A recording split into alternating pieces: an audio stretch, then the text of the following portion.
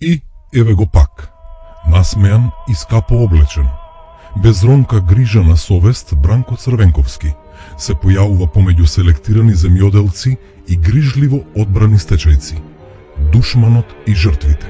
Без срам и перде, им ветува решение како прв пат да се појавува во политиката. Не кажува како, но како магионичар вади 1000 денари со кои се обидува да ги подкупи луѓето. Навредливо, зарем не? Тоа е човекот кој не даде денар за земјоделците и во чие време земјоделието го допре дното. Слушнете го ова. Наша обврска е и ние ќе ја исполниме.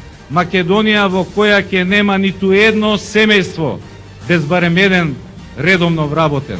Бранко Црвенковски бара да се реши проблемот со стечајните работници, а заборава дека во 2006 година не потпиша закон за решавање на нивниот статус.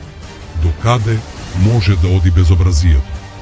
Касапот на македонските фабрики и предпријатија, човекот што остави половина земја на улица, има образ да ја критикува владата дека не го решава проблемот со стечајците. Нам ни е срам кога го слушаме. Бранко Црвенковски очигледно се плаши од следните избори. Тој знае дека сите опции за него се затворени. Нема можност за фалсификати, нема фингирани војни, не поминуваат лаги и трикови. Бранко, премногу е јасно, премногу е срамно.